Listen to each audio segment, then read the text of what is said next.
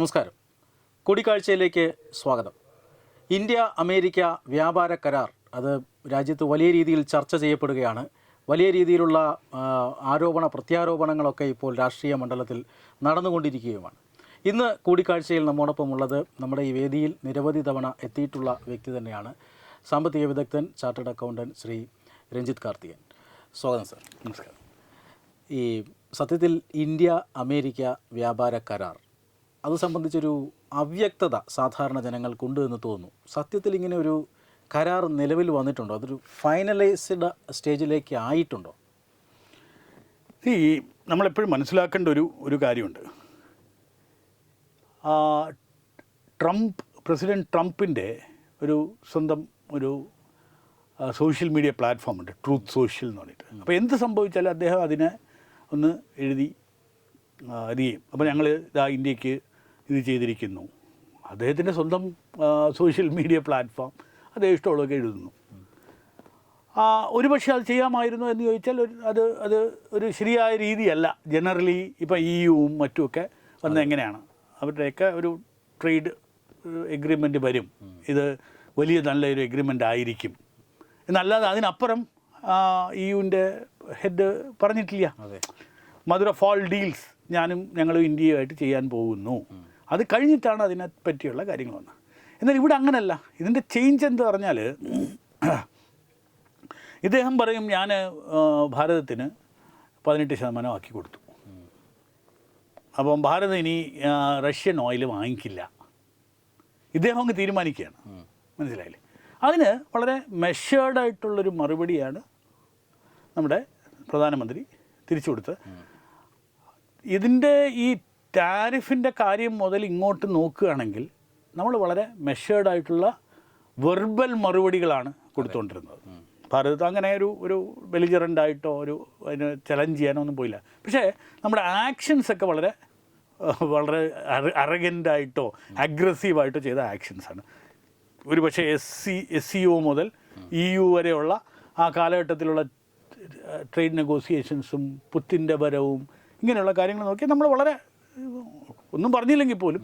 അപ്പോൾ ഇത് പ്രതിപക്ഷം എന്തോ പറയട്ടെ, ഇന്ന് ലോകം മുഴുവൻ പറയുന്നത് ഒരു ഭാരതത്തിൻ്റെ നയതന്ത്രത്തിലുണ്ടായിട്ടുള്ള മികവും അത് കാരണം ട്രംപിനെ മുട്ടുകുത്തേണ്ടി വന്നു എന്ന് പറയുന്നത് തന്നെയാണ്. നാച്ചുറലി ഇപ്പോൾ പ്രതിപക്ഷത്തുള്ള ആളുകൾ പറയുന്നത് കേട്ടു, എന്നാൽ ട്രംപിനെ പ്രധാനമന്ത്രിയാക്കിക്കൂടെ എന്നൊക്കെ ചോദിക്കുന്നതൊക്കെ കേട്ടു. പക്ഷേ ഇതെല്ലാം അവർ പറഞ്ഞേ ഒക്കുള്ളൂ. There is no other way. കാരണം ഇവർക്ക് എന്തെങ്കിലും പറയണ്ടേ, വേറൊന്നും പറയാനില്ല. അപ്പോൾ നരേന്ദർ സറണ്ടർ എന്ന് പറഞ്ഞു, നമ്മൾ മനസ്സിലാക്കി. ഇപ്പം ലേറ്റസ്റ്റ് ആയിട്ടുള്ള റിസർച്ചിൽ പോലും എന്താണ് സംഭവിച്ചത് ഓപ്പറേഷൻ സിന്ദൂറിൽ എന്നുള്ളത് വന്നു. അപ്പോൾ അതൊക്കെ നമ്മളങ്ങ് ഇഗ്നോർ ചെയ്യുക. ഇത് അവർക്ക് അത് ചെയ്തേ പറ്റുള്ളൂ. അവരുടെ ഒരു നിലനിൽപ്പിൻ്റെയും കൂടെ ആവശ്യമല്ലേ. അപ്പോൾ നമുക്കൊരു പ്രതിപക്ഷം വേണ്ടേ, അതുകൊണ്ട് അവർ ചെയ്തോട്ടെ. പക്ഷേ ആക്ച്വലി നോക്കുകയാണെങ്കിൽ ഒരു trade deal closer to finalisation എനിക്ക് തോന്നുന്നു ഇപ്പോഴും നമ്മുടെ വ്യാപാര കരാറിന് വേണ്ടിയിട്ട് ശ്രീ പീയൂഷ് ഗോയൽ US അദ്ദേഹത്തിൻ്റെ റിമാർക്സും എല്ലാം നമ്മൾ കണ്ടു. ഒരു മോറലെസ് ഫൈനലൈസേഷൻ സ്റ്റേജിലാണ്. അപ്പോൾ അതിൻ്റെ ഒരു എഗ്രിമെൻറ്റിൻ്റെ പാർട്ടായിട്ട് 18% നമ്മുടെ ടാരിഫ് കുറച്ചു കൊണ്ടുവരുന്നു. അത് ഞാനാണ് ചെയ്തത് എന്ന് പറയാൻ ആഗ്രഹിക്കുന്ന ഒരു പ്രസിഡൻറ്റ് പറയുന്നു. അപ്പോൾ അത് പറയുമ്പം നമ്മൾ അക്നോളജ് ചെയ്തില്ലെങ്കിൽ അതിനൊരു ഇറവറൻസ് ഉണ്ടാവും, അല്ലെങ്കിൽ റെസ്പെക്റ്റ്ഫുൾ അല്ല. അതിന് നമ്മുടെ പ്രധാനമന്ത്രി തിരിച്ചൊരു മറുപടി താങ്ക് യു പറഞ്ഞൊരു മെസ്സേജ് അയച്ചു. ഇവിടെയാണ് ഇത് നിൽക്കുന്നത്. അപ്പോൾ നമ്മൾ ഈ പറയുന്ന പഴയ കാലഘട്ടം നോക്കിയാൽ ട്രംപ് എന്ന് പറയുന്ന ഒരാൾ വളരെ മെർക്കൂറിയലാണ്, എന്തും പറയാനൊക്കും. അങ്ങനെ ഒരാൾക്ക് നാളെ ഇത് 18 അല്ല 180 പറയാൻ വലിയ ബുദ്ധിമുട്ടൊന്നുമില്ല. അതെ. അപ്പോൾ അതുകൊണ്ട് എൻ്റെ അടുത്ത് ചോദിക്കുകയാണെങ്കിൽ നമ്മൾ എന്നാണോ ഇത് ഇങ്ക് ചെയ്യുന്നത്, എന്നാണോ ഇത് പ്രാവർത്തികമാക്കുന്നത്, അന്ന് മാത്രമേ ഞാൻ ഈ പറയുന്ന ഡീലിലേക്ക് എത്തി എന്ന് വിശ്വസിക്കുള്ളൂ. നമ്മളിപ്പോൾ ഹാപ്പിയാണ്, നമ്മുടെ സ്റ്റോക്ക് എക്സ്ചേഞ്ച് ഹാപ്പിയാണ്, അത് കുതിച്ചുയരുന്നു, ആയിക്കോട്ടെ. പക്ഷേ ആക്ച്വലി ഇത് നന്നാണോ ഇത് പ്രാവർത്തികമായിട്ട് വരുന്നത്, അന്ന് മാത്രമേ നമുക്കിതിനകത്ത് വിശ്വസിക്കാനൊക്കെ ഉള്ളൂ.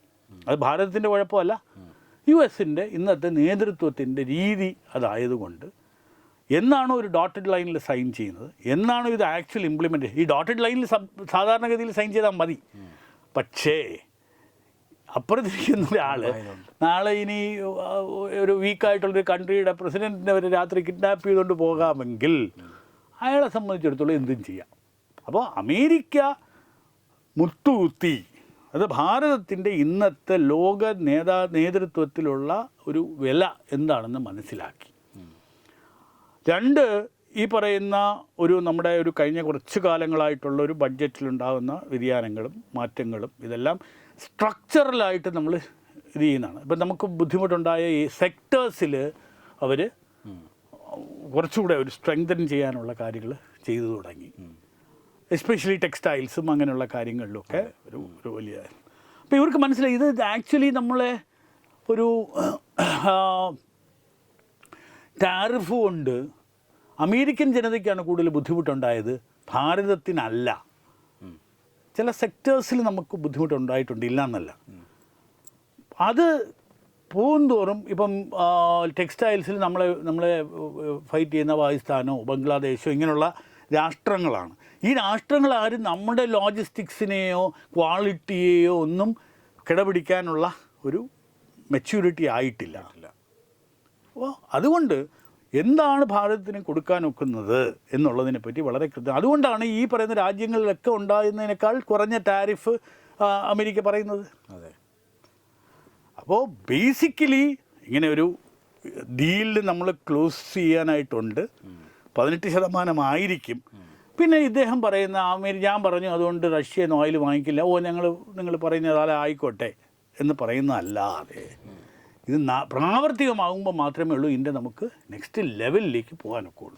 അത് പ്രധാനമന്ത്രിയുടെ ആ ട്വീറ്റിൽ 18% കൺഫേംഡ് ആണ്. പക്ഷേ ഈ ഒരു FTA എന്നൊരു ലെവലിലേക്ക് പോകുമ്പോൾ 25% ഒരു റെസിപ്രോക്കൽ താരിഫായിരുന്നു. റഷ്യൻ എണ്ണയുടെ അഡീഷണൽ 25%. FTAയിലേക്ക് പോകുമ്പോൾ 18 കൂടുതലല്ലേ?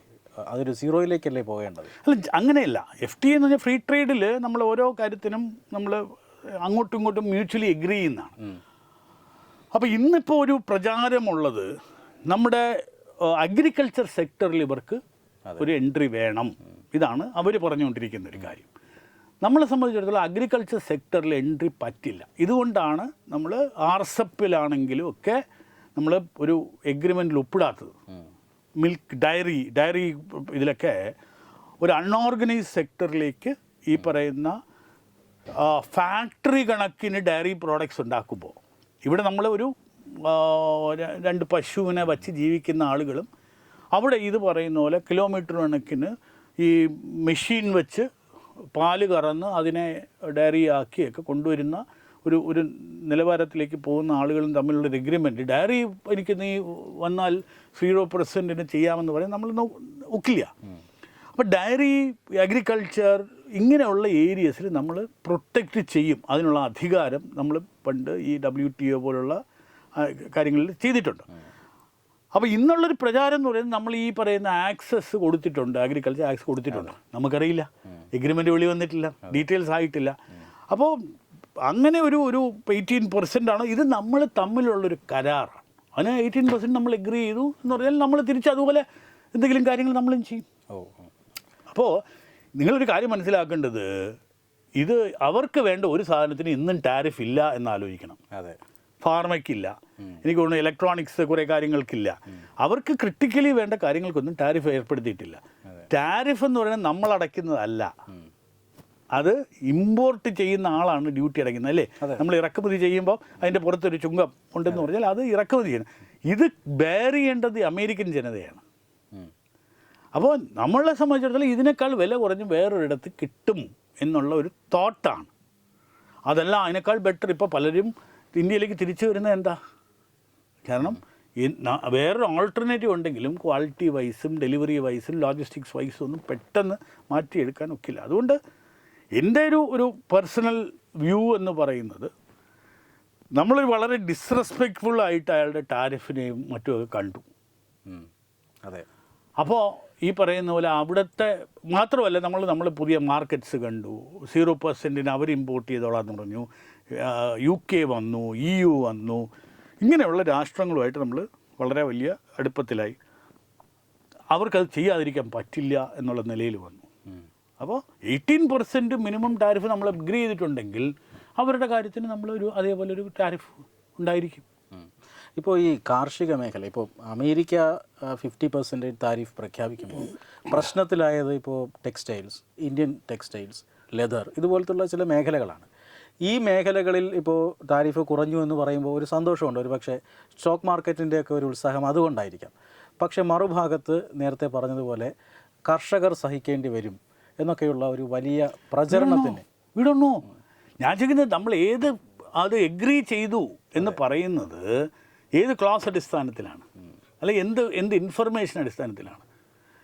ഇവിടെ അങ്ങനെ ഒരു സറണ്ടർ ഉണ്ടായിട്ടുണ്ട്, അല്ലെങ്കിൽ ഒരു നീക്കുപോക്ക് ഉണ്ടായിട്ടുണ്ടെങ്കിൽ ഡെഫിനറ്റായിട്ട് ഇന്ത്യൻ കാർഷിക മേഖല രാഷ്ട്രീയം ഉപേക്ഷിച്ച് തന്നെ മുന്നോട്ട് പോകും. അത് അറിഞ്ഞൂടാത്ത ആളുകളാണോ അവിടെ നെഗോസിയേഷനിൽ ഇരിക്കുന്നത്? എസ്പെഷ്യലി ഒരു രാജ്യസ്നേഹവും ഇത് എല്ലാവരെക്കാൾ കൂടുതലുള്ള ഒരു രാഷ്ട്രീയ പാർട്ടി ഭരിക്കുന്നു. അവർ ഈ പറയുന്ന കർഷകരുടെ ഒരു വലിയ സമൂഹം കർഷകരാണെന്ന് അറിയാവുന്ന ആളുകൾ, ഇതെനിക്ക് തോന്നുന്നത് ആ ഒരു നറേറ്റീവ് ക്രിയേറ്റ് ചെയ്യുക എന്നാണോ ഇത് വെളിയിൽ വരുന്നത്, അതുവരെയെങ്കിലും ഒരു പ്രയാസം ഉണ്ടാക്കാമെന്നുള്ളതിൽ കവിഞ്ഞൊരു കൺസേൺ എനിക്കില്ല. ഞാൻ ഭാഗമായിരിക്കുന്ന സ്വദേശി ജാഗരൺ മഞ്ച് പോലുള്ള ഒരുപാട് ഓർഗനൈസേഷൻസ് വളരെ ക്ലിയറാണ്. നമ്മൾ വളരെ ശക്തമായിട്ട് ഈ WTA പോലുള്ള എല്ലാ കാര്യങ്ങളും ഇടപെടുന്ന ഒരു ഓർഗനൈസേഷൻ്റെ പാർട്ടാണ് ഞാൻ. അങ്ങനെ ഒരു ഡിസിഷൻ ഗവൺമെൻറ്റിൻ്റെ സൈഡിൽ നിന്നുണ്ടായാൽ ഡെഫിനറ്റായിട്ടും അതിനെ പ്രതിരോധിക്കുക അല്ലെങ്കിൽ പ്രതിഷേധിക്കുക നമ്മളെല്ലാവരും കൂടെ ചെയ്യുന്നതാണ്. അതെ. അപ്പോൾ അതിനകത്തൊരു വളരെ ക്ലിയറാണ് ഒരു കാർഷിക മേഖലയെ. അതുകൊണ്ടാണ് എനിക്ക് തോന്നുന്നു പ്രധാനമന്ത്രി തിരിച്ചു വന്നിട്ട് പറഞ്ഞു, ഒരു കാരണവശാലും കൃഷിക്കാരെയോ മത്സ്യബന്ധന തൊഴിലാളികളെയോ ഒന്നും കുരുതിക്ക് കൊടുത്തുകൊണ്ടുള്ള ഒരു കാര്യത്തിന് ഞാൻ റെഡിയല്ല. ഒരു പക്ഷേ എൻ്റെ ജീവൻ പോലും ഇതിനകത്ത് ഭീഷണി ഉണ്ടെങ്കിൽ പോലും അദ്ദേഹം ഇവരെ സംരക്ഷിക്കുക തന്നെ ചെയ്യും. അതൊരു രാഷ്ട്രത്തിനെ സേവിക്കുന്ന ഒരാളുടെ ഒരു പ്രോമിസാണ്. ആൻഡ് ഐ തിങ്ക് അത് സെർട്ടൻലി വിൽ ബി പ്രൊട്ടക്റ്റഡ്. ആ ഏരിയയിൽ ഇവർക്ക് ആർക്കും ഒന്നും ഒരു ഡിസിഷൻ എടുക്കാനായിട്ട് നമ്മുടെ പ്രൊട്ടക്ഷനിസ്റ്റ് ഇത് ചെയ്യാതെ പറ്റില്ല. അതുകൊണ്ടൊരു ഫ്രീ ആക്സസ് കിട്ടും എന്നൊക്കെ പറയുന്നത് ഒരു പക്ഷേ ഐ ഡോണ്ട് തിങ്ക് അതൊരു റെലവൻ്റ് ആയിട്ടുള്ളൊരു സ്റ്റേറ്റ്മെൻറ്റാണ് എന്ന് തോന്നുന്നില്ല. മറ്റൊരു പ്രധാനപ്പെട്ട വിലയിരുത്തൽ വരുന്നത്, ഇപ്പോൾ ഇന്ത്യക്ക് മേൽ താരിഫ് ഏർപ്പെടുത്തി ഇന്ത്യയെ സമ്മർദ്ദത്തിലാക്കുമ്പോൾ, ഇന്ത്യ ഒരു എമർജിങ് ഇക്കോണമിയാണ്, നേരത്തെ സാർ പറഞ്ഞ പോലെ ഒരു ജനാധിപത്യ രാജ്യമാണ്. ഈ രാജ്യത്തിന് മേൽ ഇങ്ങനെ ഒരു വാർ പ്രഖ്യാപിക്കുന്നതിനെതിരെ ട്രംപ് എന്തെങ്കിലും തരത്തിലുള്ള ഒരു ഇൻറ്റേർണൽ പ്രഷർ നേരിടുന്നുണ്ടാകുമോ?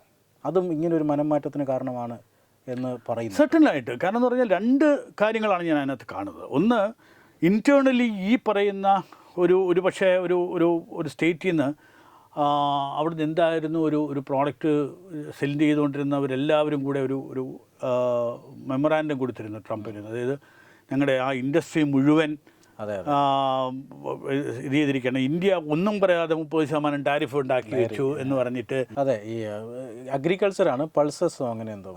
ഇത് പൾസസ് ഇമ്പോർട്ടിൽ നമുക്ക് ആവശ്യമുള്ള സാധനമാണ്, പക്ഷെ അതിന് 30% സോയാബീൻ്റെയോ അങ്ങനെ എന്തോ ഒരു പ്രോഡക്റ്റിനാണ്. നമ്മളിത് വലിയ കാര്യത്തിലൊന്നും പറഞ്ഞില്ല. നമ്മൾ അതിൽ ഏറ്റവും കൂടുതൽ വരുന്ന സാധനത്തിന് ഒരു 30% ടാരിഫ് അങ്ങ് വെച്ചു കൊടുത്തു. അപ്പോൾ ഇങ്ങനെയുള്ള കാര്യങ്ങൾ ഇപ്പം ലോക്കലി അവർക്കും പ്രഷറുണ്ട്, ഇൻറ്റേർണലി. രണ്ട്, ഈ പറയുന്ന ഉപയോഗിക്കുന്നവർക്ക്, ഇമ്പോർട്ട് ചെയ്യുന്നവർക്കും പ്രഷറുണ്ട്. നേരത്തെ നമ്മൾ സൂചിപ്പിച്ചതുപോലെ ഇതെല്ലാം പുറമെ ഇതിന് അധികാരമുണ്ടോ എന്നുള്ളത് ഒരു സുപ്രീം കോടതിയിൽ ക്വസ്റ്റ്യൻ ചെയ്തിരിക്കുകയാണ്. ഒരു പക്ഷേ ഈ 2 ആഴ്ച കഴിയുമ്പോൾ ഈ ചെയ്തിരിക്കുന്ന എല്ലാ കാര്യങ്ങളും തെറ്റാണ് എന്ന് ഒരു വിധി വരാനുള്ള ചാൻസ് ഉണ്ട്. അമേരിക്കൻ ഇദ്ദേഹം തന്നെ എന്നെ ഇംപീച്ച് ചെയ്ത് കളയും എന്നൊക്കെ പറഞ്ഞിട്ടുള്ള പ്രസംഗങ്ങളും കാര്യങ്ങളൊക്കെ ഉണ്ട്. കോൺഗ്രസ്സിൽ ഏതോ ആളുകൾ വരുമ്പം റീ ഇലക്ഷൻ വരുന്നു, അങ്ങനെ ഇങ്ങനെ എന്നൊക്കെ പറയുന്നുണ്ട്. അപ്പോൾ ജനറൽ പൊളിറ്റിക്കൽ അവിടുത്തെ ഒരു ജുഡീഷ്യൽ ആ ഏരിയസിൽ ഇതിൻ്റെ ഒരു സാങ്കത്യം, ഇതൊരു റിയലി ചെയ്യാൻ ഒക്കുന്നതാണോ എന്നുള്ളതിനെ പറ്റി ഒരു സംശയമുണ്ട്. അപ്പോൾ നാച്ചുറലി ഇതിൻ്റെയൊക്കെ കൂടെ ഒരു ടോട്ടൽ, അതായത് നമ്മുടെ ഒരു ഇറവറൻസ്, നമ്മൾ ഡബിൾ മേക്കർ ആറ്റിറ്റ്യൂഡ്, തിരിച്ച് നമുക്ക് കൊടുക്കാൻ ഒക്കുന്ന പണിയൊക്കെ കൊടുക്കുന്നു, നമ്മളിതിനെപ്പറ്റി ആരോടും ബഹളം ഉണ്ടാക്കുന്നില്ല, ഒരു 3 ഈ പറയുന്ന അവിടുത്തെ ലീഗാലിറ്റി, പിയർ പ്രഷർ. അവിടെ ഈ നേരത്തെ പറഞ്ഞ പോലെ ഈ ട്രംപ് ഒരു കോൺക്രീറ്റ് ഭിത്തിയിൽ തലയിട്ടിടിക്കും പോലെ ആയിപ്പോയി. അതെ. ഇതുകൊണ്ട് നമ്മളെ ഒന്ന് നമ്മളൊരു വളരെ സ്ട്രോങ് സ്റ്റോൺ വാൾ സൃഷ്ടിച്ച് അവിടെ അങ്ങ് നിർത്തി. ഇതിനെപ്പറ്റി നമ്മൾ ബോധയുടെ അല്ലാതെ ഇപ്പം നമുക്ക് നാച്ചുറലി ഒരാൾ ഇങ്ങനെ പറഞ്ഞ് നമ്മളെ ഇറിറ്റേറ്റ് ചെയ്തുകൊണ്ടിരിക്കുമ്പോൾ നമ്മൾ മിണ്ടാതിരുന്നാൽ അയാൾക്ക് അതിനെ പറ്റിയുള്ളൊരു ഇത് കൂടുതലേ ഉള്ളൂ. അതെ. ഫൈനലി ഒരു ഗുഡ് സെൻസ് ആണോന്നറിയില്ല, എന്തായാലും ഞാൻ എന്നെ തന്നെ ഗ്രേറ്റ് ആക്കാൻ തീരുമാനിച്ചു എന്നൊക്കെ പറഞ്ഞുകൊണ്ട് ഒരു സെമി കോമഡി ലെവലിൽ ട്രംപ് ട്വീറ്റ് ചെയ്തു. അപ്പോൾ ഇത് നയതന്ത്ര വിജയമാണ് ഭാരതത്തിൻ്റെ. അതിനകത്ത് നമ്മൾ ഒരു സംശയവും വേണ്ട. ഒരു രാഷ്ട്രമെന്നുള്ള നിലയിൽ അതിലെ എല്ലാ 140 കോടി ആളുകൾക്കും അഭിമാനം കൊള്ളാവുന്ന ഒരു ഇത് തന്നെയാണ്. വ്യാപാര കരാർ വരുമോ ഇല്ലയോ എന്നുള്ളത് I still have my own reservations. ഉണ്ടാകാതിരിക്കാം, പക്ഷെ നമുക്കത് റെലവൻ്റ് അല്ല. 2, ഇപ്പോൾ സ്റ്റോക്ക് എക്സ്ചേഞ്ച് കാര്യം പറഞ്ഞു. ഇവിടെ സ്റ്റോക്ക് എക്സ്ചേഞ്ച് പൊളിഞ്ഞ് താഴെ ആകുമ്പം എക്സ്റ്റേണൽ ഫാക്ടേഴ്സ് ആണ് അതിൻ്റെ കാരണം എന്ന് ഇപ്പോൾ നമുക്ക് മനസ്സിലായോ. കാരണം ബഡ്ജറ്റിൻ്റെ അന്ന് ഇത് മുകളിൽ പോവുകയോ താഴെ പോവുകയോ ഒന്നും ചെയ്തില്ല. അത് ഏതാണ്ട് കുറച്ച് ഡിക്ലൈനാണ് ഉണ്ടായത്. അതേസമയം ട്രംപിൻ്റെ ടാരിഫ് എന്ന് പറഞ്ഞപ്പോഴത്തേക്ക് ഏതാണ്ട് 40 ലക്ഷം കോടി രൂപയോ അങ്ങോട്ടാണ് കൂടിയത് മാർക്കറ്റ് ക്യാപിറ്റലൈസേഷൻ.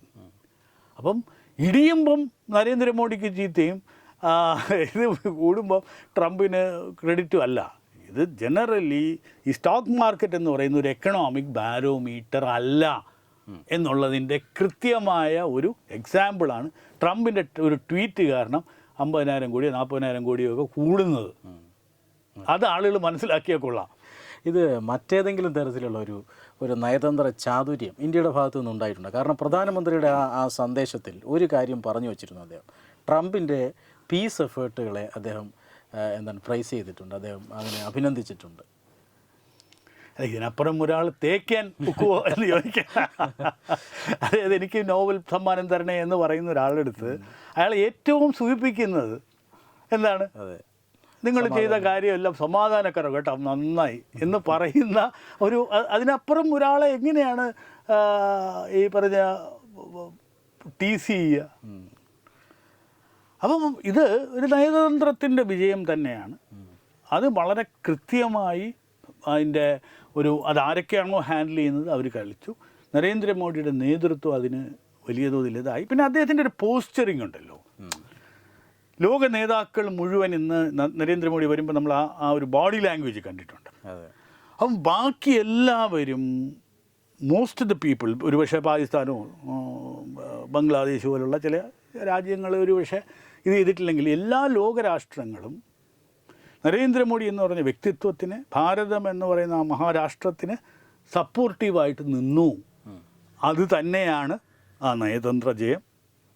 അത് തന്നെയാണ് ട്രംപിൻ്റെ ആ ഒരു സറണ്ടർ, ഡൊണാൾഡ് സറണ്ടർ എന്നുള്ളതാണ്. ആക്ച്വലി അതാണ് സംഭവിച്ചത്. വിമർശനങ്ങൾ പറയുന്നവർ ഒരു സിദ്ധാന്തം കൂടി പറയുന്നുണ്ട്. അതായത് ഇന്ത്യയിൽ നിന്നും വിദേശ നിക്ഷേപകർ പുറത്തേക്ക് കടക്കുകയാണ്. അതിനൊരു പക്ഷേ ട്രംപിൻ്റെ സ്വാധീനമുണ്ടാകും, അമേരിക്കൻ ഭരണകൂടത്തിൻ്റെ സ്വാധീനമുണ്ടാകും. അതുപയോഗിച്ച് കൂടി ഈ താരിഫ് മാത്രമല്ല, ഈ FDI ഉപയോഗിച്ച് കൂടി ഒരു പ്രഷറൈസേഷൻ ഇന്ത്യ ഗവൺമെൻറ്റിന് മേൽ അമേരിക്ക ചെലുത്തിയിട്ടുണ്ട് എന്നൊരു വാദഗതി കൂടി വരുന്നുണ്ട്. അതിലെന്തെങ്കിലും യാഥാർത്ഥ്യമുണ്ട്? വളരെ ഇൻസിഗ്നിഫിക്കൻ്റ് ആണ്. നമ്മൾ സാധാരണഗതിയിൽ ഈ പണ്ടൊക്കെ ഒരു FIIs പുൾ ഔട്ട് ചെയ്യുന്നു എന്ന് പറയുന്നത് ഇതൊരു നിരന്തരം നടക്കുന്ന ഒരു പ്രക്രിയയാണ്. അതായത് FIIs വരും, അപ്പം നാച്ചുറലി ആ പറയുന്ന ഷെയർസിൻ്റെ വില കൂടും. ഈ വില കൂടിക്കൊണ്ടിരിക്കുമ്പോൾ ഒരു പീക്കിലെത്തുമ്പോഴത്തേക്ക് ഇവരെല്ലാം വിഡ്രോ ചെയ്യും. അപ്പോൾ അവർ 10 രൂപ കൊണ്ടുവന്ന് 15-20 രൂപ തിരിച്ചു കൊണ്ടുപോകും. അത് ഈ പീക്കിലിരിക്കുമ്പോൾ നമ്മുടെ ഇന്ത്യൻസ് വാങ്ങിച്ചുകൊണ്ടിരുന്നു. ആ ഇന്ത്യൻസ് വാങ്ങിച്ചുകൊണ്ടിരുന്നത് പ്രോഫിറ്റ് സൈഫണിങ് നടന്നുകൊണ്ടിരുന്നു. ഇത് പലരും റൗണ്ട് ട്രിപ്പിംഗ് ഉണ്ട്, ഇന്ത്യക്കാർ തന്നെ പൈസ വെളിയിൽ കൊണ്ടുപോയിട്ട് തിരിച്ചു കൊണ്ടുവരുന്നുണ്ട്. അങ്ങനെ ഒരുപാട് കാര്യങ്ങളുണ്ടായിരുന്നു അതിനകത്ത്. അതുകൊണ്ടാണ് ഞാൻ നേരത്തെ പറഞ്ഞത് ഇതൊരു ബാരോമീറ്റർ ഓഫ് എക്കോണമി അല്ല ഈ ഇതെന്ന് പറയുന്നത്. ഇതൊരു വിദേശ ആളുകൾക്ക് ഇവിടുത്തെ എക്കണോമിക് സിസ്റ്റമോ അല്ലെങ്കിൽ ഈസ് ഓഫ് ഡൂയിങ് ബിസിനസ്സിനോ പറ്റിയൊക്കെ ഉള്ളൊരു പഠനം നടത്തി ഇവിടെ കൊള്ളാം, ഭാരതത്തിൽ ഇൻവെസ്റ്റ് ചെയ്യാൻ കൊള്ളാം എന്നൊരു ഗ്രൂപ്പ് ഓഫ് ആളുകൾ തീരുമാനിക്കുകയും അവിടെ കൊണ്ട് ഇടുകയും ചെയ്യും. ഇവർ പ്രോഫിറ്റ് ബുക്ക് ചെയ്തുകൊണ്ടിരിക്കും.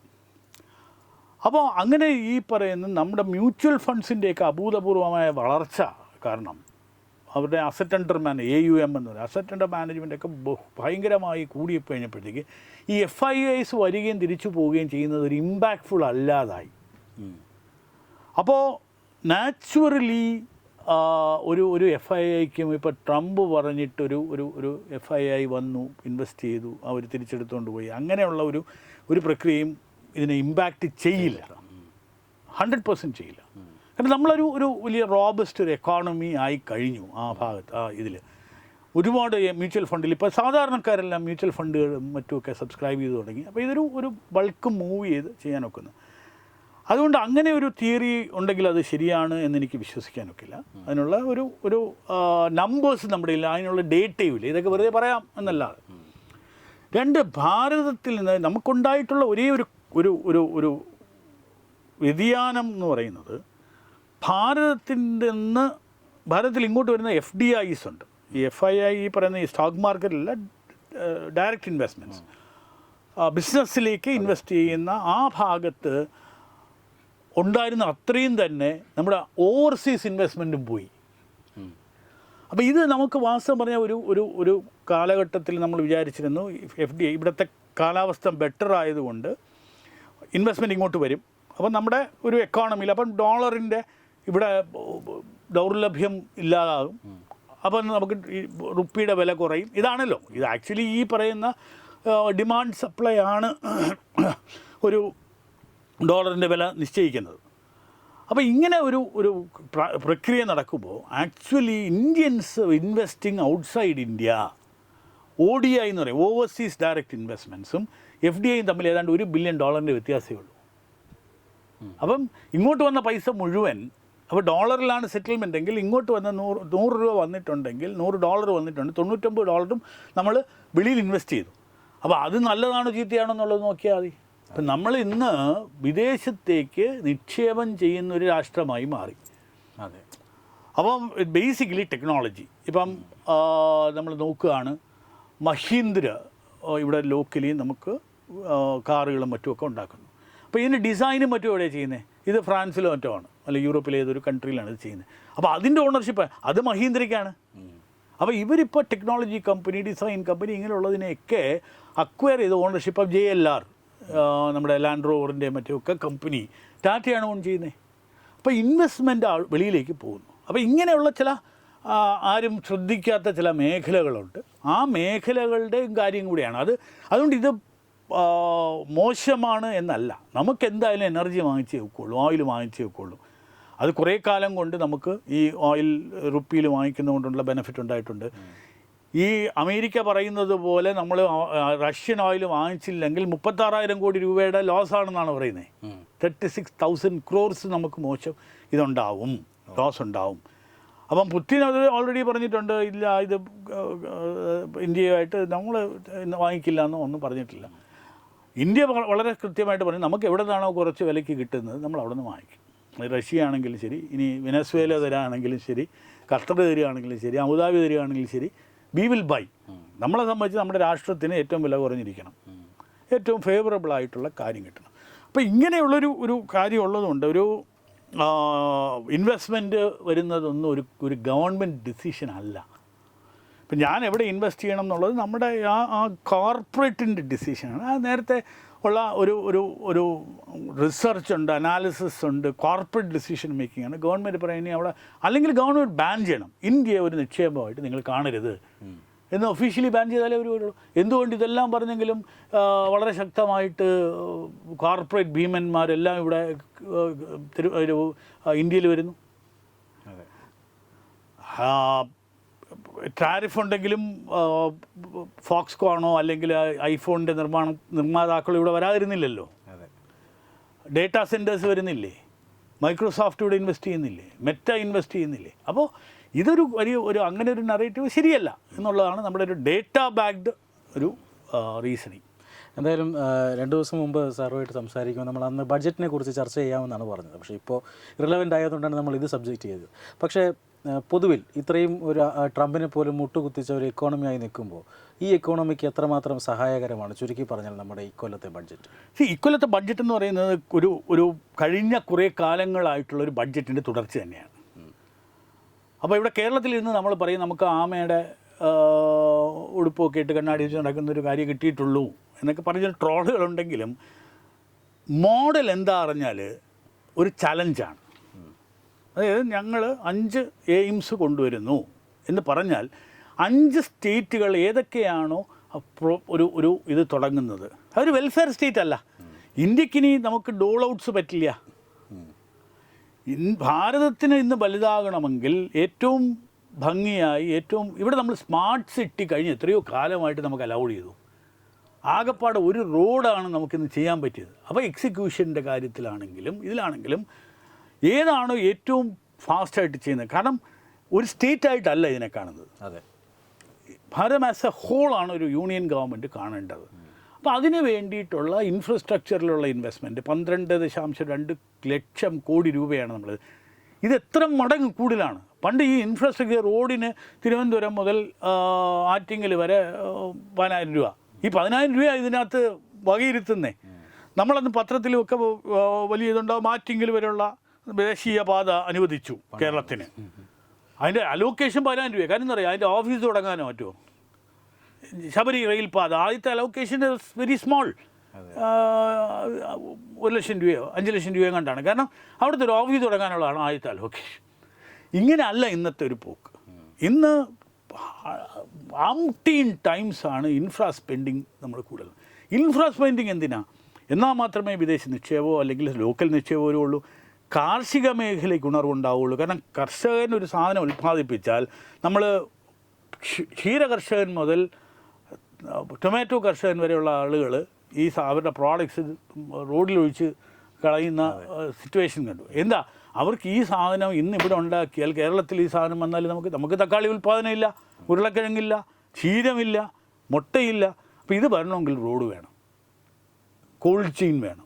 ഇങ്ങനെയുള്ള കാര്യങ്ങൾ ഇൻഫ്രാസ്ട്രക്ചറിൽ ഒരു സീരിയസ് ഇൻവെസ്റ്റ്മെൻറ്റ് കൊണ്ടുവന്നിട്ടുള്ള ഒരു NDA സർക്കാർ വന്നതിന് ശേഷമാണ്. അത് ആണ് ഈ ഗെയിം ചേഞ്ചറായത്. ഇന്നും അത് കണ്ടിന്യൂ ചെയ്യും. കാരണം നമ്മളിപ്പോഴും ആ തലത്തിലേക്ക് എത്തിയിട്ടില്ല. ഇവിടെ ഒരു വിഴിഞ്ഞം പോർട്ട് വന്നു, അതിലേക്ക് സാധനം കൊണ്ടുപോകാനുള്ള വഴിയൊന്നും റെഡിയല്ല. നിങ്ങൾ ആലോചിക്കണം അതിൻ്റെ ഒരു ഇൻഫ്രാസ്ട്രക്ചർ. ഇന്ന് കേരളത്തിൽ അല്ലെങ്കിൽ തിരുവനന്തപുരത്ത് ഉള്ള നിവാസികൾക്ക് ഈ വിഴിഞ്ഞം പോർട്ട് വന്നതുകൊണ്ട് 1 രൂപയുടെ ബെനിഫിറ്റ് ഉണ്ടായിട്ടില്ല. ഇന്ന് പറഞ്ഞത് കേരളത്തിനെ സംബന്ധിച്ച് നോക്കുകയാണെങ്കിൽ ഒരുപാട് കാര്യങ്ങളുണ്ട്. മറ്റേ ഈ ടേർട്ടിൽ ട്രെയിൽസ് എന്ന് പറയുകയാണെങ്കിലും റെയർ എർത്ത് കൊറിഡോർ എന്ന് പറയുകയാണെങ്കിലും ഇതെല്ലാം വലിയ തോതിലുള്ള ഒരു എക്കണോമിക് ഗ്രോത്തിന് ഉതകുന്ന കാര്യങ്ങളാണ്. ഓവറോൾ ബഡ്ജറ്റ് എന്ന് പറയുന്നത് പണ്ടത്തെ പോലെ എന്തിന് ചെരുപ്പിന് വില കൂടി, സിഗരറ്റിന് വില കുറഞ്ഞു, അങ്ങനെയുള്ള കാര്യങ്ങളൊന്നും അല്ല. ഇന്ന് ടോട്ടൽ ആയിട്ട് എക്കോണമിയെ ഇമ്പാക്റ്റ് ചെയ്യുന്ന അലോക്കേഷൻസ് ഉണ്ടാക്കുക. ഈ അലോക്കേഷൻസ് ഫെഡറൽ ഫൈനാൻസ് കമ്മീഷൻ എത്ര % കൂട്ടിക്കൊടുത്തത്? അതെ. അപ്പോൾ ഇത് വെറുതെ ഇരുന്ന് നമുക്ക് നമ്മുടെ ഒരു കെടുകാര്യസ്ഥയും മോഷണത്തിനും ഒക്കെ ഉള്ള ഒരു റീസൺ പറഞ്ഞുകൊണ്ട് കടമെടുക്കാൻ സമ്മതിച്ചില്ല. ഇവിടെ ഈ പറയുന്ന ഒരു വികസനവും ഒരു വിസിബിളായിട്ടൊരു ഇമ്പാക്റ്റ് ഒരു മനുഷ്യൻ്റെ ലൈഫിലുണ്ടാക്കി എന്ത് നടന്നു? കുറേ പരസ്യ കമ്പനികൾക്കുണ്ടാവുന്ന ഇവൻറ്റ് മാനേജ്മെൻ്റ് ഉണ്ടായി. ഇങ്ങനെയല്ലാതെ നമുക്ക് അവസാനം ഒരു കിറ്റ് കിട്ടും, കിറ്റ് കിട്ടുമ്പോൾ നമ്മൾ വോട്ട് ചെയ്യും ഒരുപക്ഷെ. പക്ഷേ ഈ ബഡ്ജറ്റ് എന്ന് പറയുന്നത് is A long term visionary document. 100% അതിന് ഇത് ചെയ്യുക. പിന്നെ ഞാൻ 100 അല്ല, ഞാൻ പറയുന്നത് 90, മേ ബി 100% ഇസ് ഗോഡ് അല്ലേ? ദൈവത്തിന് മാത്രമേ 100% വീഴ്ചകളും കാര്യങ്ങളും ഉണ്ട്. പക്ഷേ ബേസിക്കലി നോക്കുകയാണെങ്കിൽ ഒരു വികസിത് ഭാരത് എന്ന് പറയുന്ന തലത്തിലേക്ക് എത്താൻ, ഡെവലപ്ഡ് എക്കോണമി അല്ലെങ്കിൽ ഇന്ന് നമ്മൾ പറയുന്ന ഒരു അഡ്വാൻസ്ഡ് എക്കോണമി എന്നൊക്കെ തലത്തിലേക്ക് എത്തണമെങ്കിൽ ഇൻഫ്രാസ്ട്രക്ചർ വളരെ ഇമ്പോർട്ടൻ്റ് ആണ്. അതിന് വേണ്ടിയിട്ടുള്ള ഊന്നൽ നൽകിയിട്ടുണ്ട്. ഡിഫൻസ് ഇമ്പോർട്ടൻ്റ് ആണ്. ഇതൊക്കെ ജോബ് ക്രിയേഷൻ ചെയ്യുന്ന മേഖലകളാണ്. അതിൻ്റെ ഫലം നമുക്കുണ്ടാവും. ഒരു വലിയ ഷിഫ്റ്റ് ഉണ്ടായിട്ടുണ്ട്. ഇനിയും ബെറ്റർ ആകേണ്ട കാര്യങ്ങളുണ്ട്. നമുക്ക് ടാക്സ് ബേസ് കൂട്ടണം, ഇങ്ങനെയുള്ള ഒരുപാട് കാര്യങ്ങളുണ്ട്, ഇല്ല എന്നല്ല. പക്ഷേ ഓവറോൾ ഐ തിങ്ക് ഇതൊരു വെൽഫെയർ ചുമ്മാ പൈസ ആളുകൾക്ക് വീതിച്ചു കൊടുത്ത് കിറ്റ് കൊടുത്ത് ചെയ്യുന്ന ഒരു രീതിയിൽ നിന്ന് മാറി ഇൻഡയറക്റ്റായിട്ട് സ്പെൻഡ് ചെയ്യുമ്പം അത് നാട്ടുകാരെ ബെനഫിറ്റ് ചെയ്യുന്ന ഒരു ബഡ്ജറ്റാണ് ഏറ്റവും ഒരു സംക്ഷിപ്തമായിട്ട് പറഞ്ഞാൽ. And I am happy. അപ്പോൾ വളരെയധികം നന്ദി സാർ. നമുക്ക് വീണ്ടും കൂടിക്കാഴ്ചയിൽ മറ്റു പല വിഷയങ്ങളുമായി കാണാം. Thank you. Brought you by Kerala AIDS control society. HIV AIDS സംബന്ധമായ സംശയങ്ങൾക്ക് 1097 എന്ന 24 മണിക്കൂറും പ്രവർത്തിക്കുന്ന ടോൾ ഫ്രീ നമ്പറിലേക്ക് വിളിക്കുക. വാട്സാപ്പിലും ഫേസ്ബുക്കിലും ഒക്കെ സ്റ്റാറ്റസ് അപ്ഡേറ്റ് ചെയ്യാറുണ്ടല്ലോ, HIV സ്റ്റാറ്റസോ. HIV പിടിപെടാനുള്ള സാഹചര്യങ്ങളിൽ കൂടി അറിഞ്ഞോ അറിയാതെയോ കടന്നു പോയിട്ടുണ്ടാവാം. എന്ത് തന്നെയായാലും മുൻകൂട്ടി പരിശോധിച്ച് HIV സ്റ്റാറ്റസ് അറിയൂ. സൗജന്യ HIV പരിശോധനയും കൗൺസിലിങ്ങും ആരോഗ്യ കേന്ദ്രങ്ങളിൽ പ്രവർത്തിക്കുന്ന ICTC അഥവാ ജ്യോതിസ് കേന്ദ്രങ്ങളെ സമീപിക്കുക. നിങ്ങളുടെ സ്റ്റാറ്റസ് എന്തായാലും വിവരങ്ങൾ രഹസ്യമായി സൂക്ഷിക്കുന്നതായിരിക്കും.